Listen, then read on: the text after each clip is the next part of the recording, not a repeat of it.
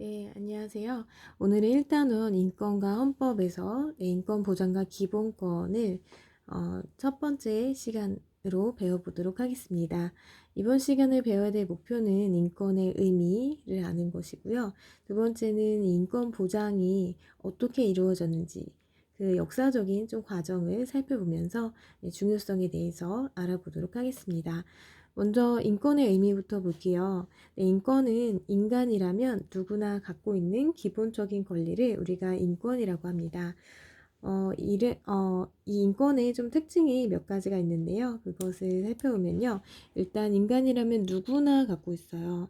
네, 누구나 갖고 있다라는 거를 우리가 보편적이다 이렇게 이야기를 합니다. 첫 번째는 보편적이에요. 네, 인권은 이제 보편성을 띠고 있는데요. 이 얘기는 모든 사람이 다 인권이 있어요.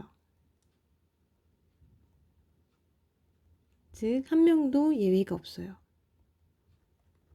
네, 여러분들이 가끔 이렇게 생각할 수 있어요. 다른 사람의 인권을 침해한 그러면 살인자, 살인범도 과연 인권이 있을까 이렇게 생각할 수 있는데요. 네, 살인범들도 인권이 있습니다. 네, 그래서 이분 살인범, 네, 살인범조차도 인권을 갖고 있습니다. 얼마 전에 좀 떠들썩했던 그런 사건이 그 텔레그램의 엠번방 이제 사건이었는데요. 거기서 조주원이라는 그 사람이 미성년자를 이렇게 성적으로 착취하는 동영상을 이제 만들어서 그 막 돈을 벌고 돈벌이 수단으로 쓰고 막 그랬잖아요. 굉장히 많은 사람들의 인권을 침해한 사람인데요. 그런 사람조차도요. 너는 범죄를 저질렀으니까 사형 이렇게 할 수가 없어요. 이런 사람들이 다 인권이 있기 때문에 어떤 처벌을 내리려면 반드시 형사재판을 받아야 합니다. 그래서 형사재판 절차에 의해서 이 사람들이 그에 합당한 처벌을 받는데요. 이 재판을 할 때도요, 이런 사람들이 피고인이 되는데 이 피고인한테도 몇 가지 권리를 주고 있어요. 왜냐하면 인간이라는 이유로. 네, 그래서 뭐 대표적인 게 피고인의 어떤 진술 거부권을 인정하고 있어요.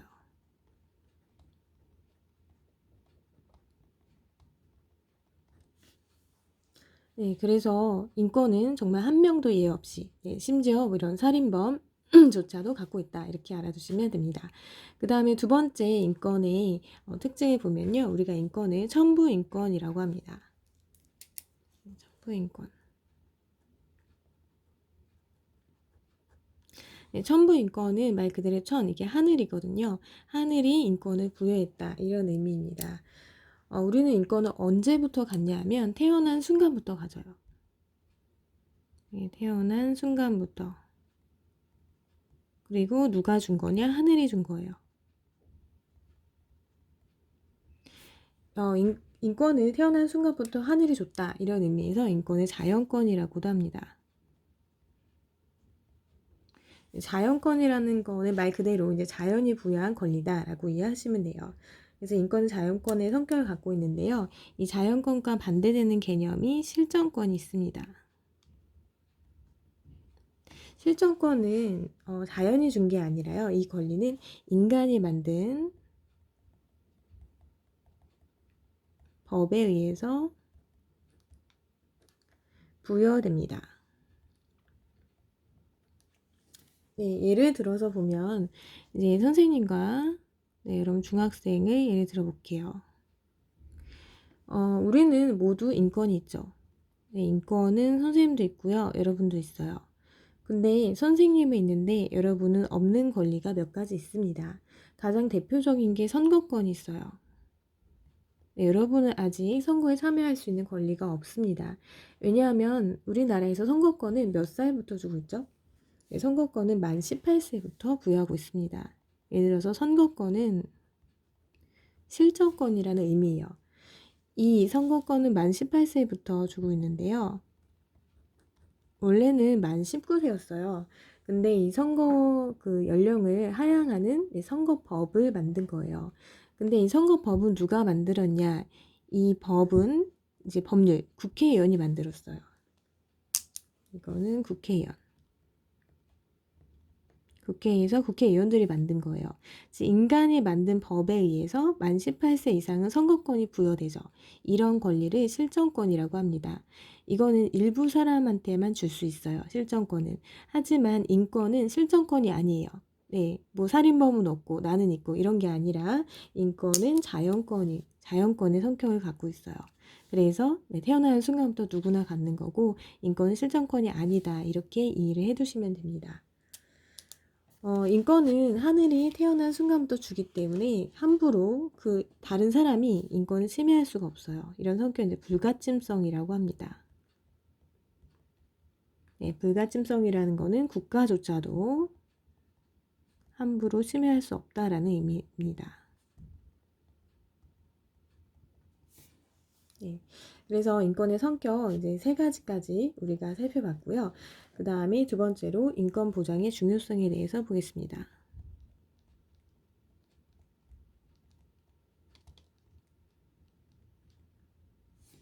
네. 일단 이거는 인권 보장이 어떻게 이루어졌는지 시대별로 좀 살펴보도록 할게요. 우리가 이제 시대를 구분할 때, 첫 번째로 고대 시대가 있고요. 이 고대 다음이 근대 시대, 아니, 중세 시대입니다. 네, 이 시대 이후에 이제 근대 시대가 있고요. 그리고 근대 시대 이후에 이제 현대 시대가 있습니다. 네. 먼저 큰 틀에서 보면요. 고대에서 중세에서 이제 근대로 넘어오는 요때, 어떤 사건이 일어나냐면 시민혁명과 산업혁명이 일어납니다. 그리고 이제 고대에서 근대로 넘어가는 이 시기에 이제 여러 가지 기준이 있지만 일반적으로 세계대전이 일어나요. 네, 여러분 들어보셨죠? 1차 세계대전, 2차 세계대전 이런 전쟁이 일어난 이유를 이제 현대라고 합니다. 지금 우리는 당연히 이 현대에 살고 있는 거죠. 네, 그러면 고대나 중세 때 인권 보장이 과연 이루어졌을까요? 네, 이때는 거의 인권의 개념이 없었어요. 그래서 인권 보장이 이루어지지 않았다고 보시면 됩니다. 고대에는 이제 노예들이 있었고요. 예, 중세에는 농노가 있었는데 이런 사람들은 거의 물건으로 취급받았어요. 네, 이런 사람들은 이제 인권이 보장되지 않았어요. 그러다가 이제 근대에 오면서 인권 보장과 관련해서 이제 중요한 사건들이 발생하는데요. 근데 이제 프랑스를 살펴볼게요. 프랑스. 네, 프랑스 사회가 어땠냐? 당시에는 이제 신분 제도가 있었어요. 네, 이런 식으로 피라미드형 신분 제도가 존재했습니다.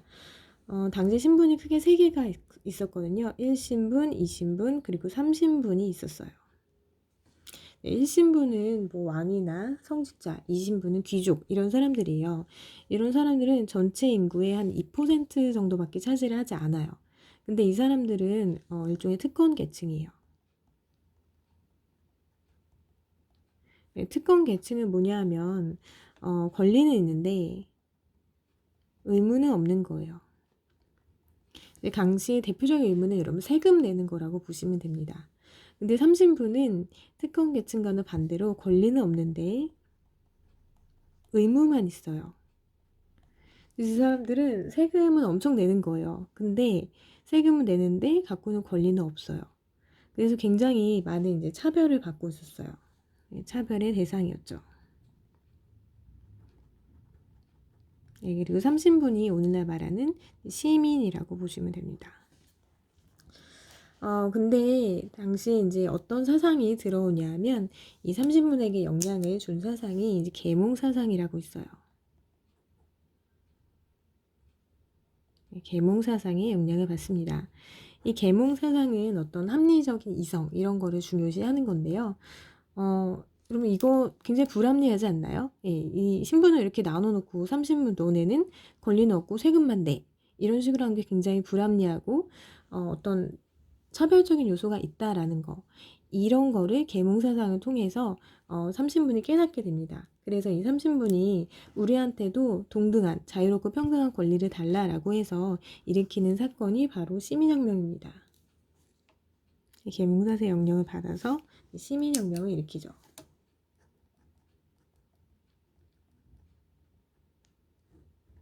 네. 그래서 이 시민혁명은 이 30문인 시민이 주도했다라고 해서 시민혁명이라고 하고요.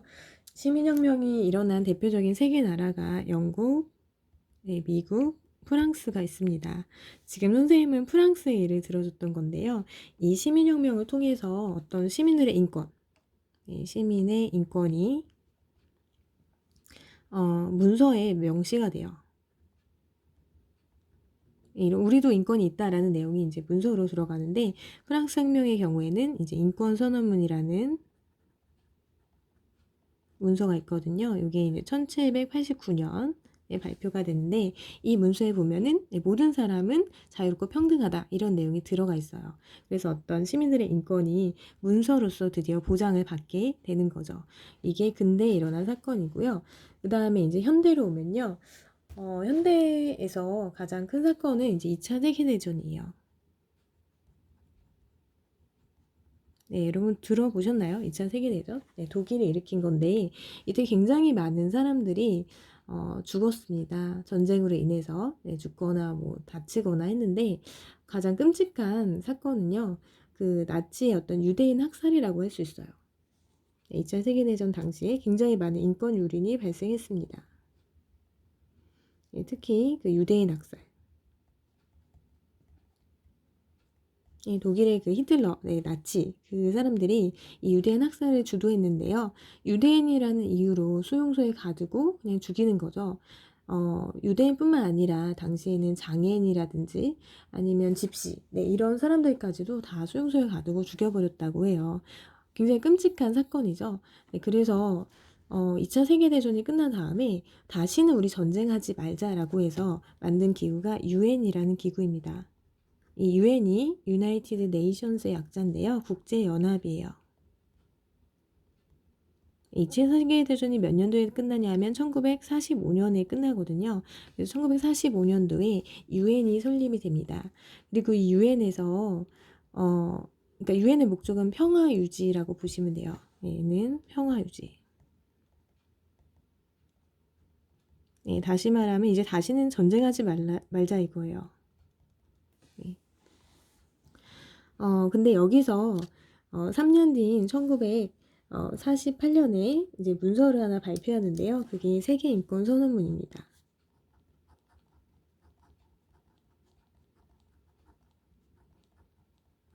이 세계인권선언문은 1948년에 발표가 됐는데 여기서 뭘 얘기하냐면 이제 전 세계 모든 사람들이 인권이 다 있다라는 거를 밝히고 있어요. 그래서 모든 사람들의 인권에 대한 기준을 제시했어요. 전 세계 모든 사람들이 다 인권이 있기 때문에 함부로 뭐 어떤 국가 혹은 뭐 사람, 뭐 나치 이런 사람들의 인권을 침해하면 안 된다라는 거를 명시적으로 밝히고 있습니다. 네, 이게 인권선언문 현대의 인권 보장과 관련된 내용이고요. 그 다음에 현대의 이제 들어와서 우리나라에서는 그럼 어떠냐? 우리나라는 어떻게 인권을 보장하고 있는지 살펴보겠습니다. 우리나라는 이 인권 보장에 대한 내용을요, 어떤 문서에 담고 있냐 하면, 우리 지난 시간에 배웠죠? 네, 바로 우리나라의 최고법이자 기본법인 헌법에서 다루고 있습니다. 네, 헌법에 명시하고 있어요.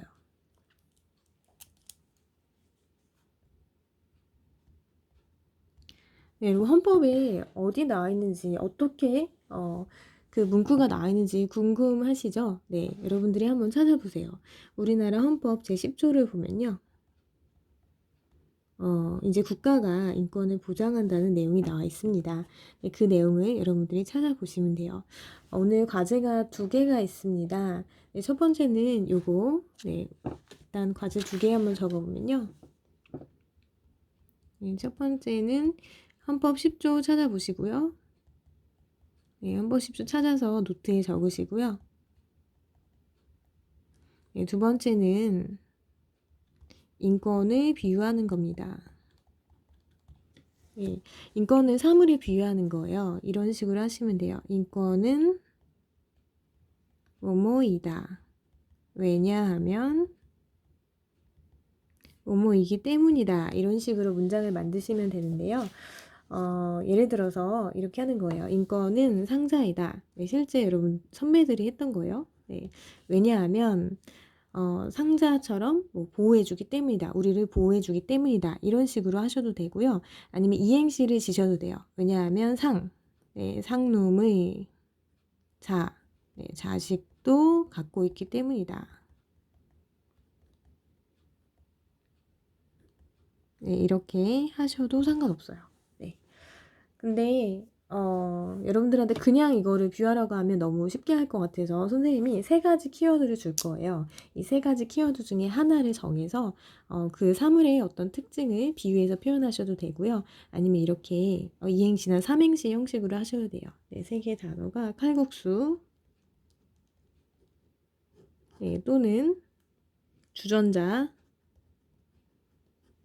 네, 또는 바나나입니다. 네, 3개의 단어 중에 하나만 골라서 하세요. 네, 그래서 인권을 비유하는 문장을 만드시면 됩니다. 네, 오늘 수고 많으셨습니다.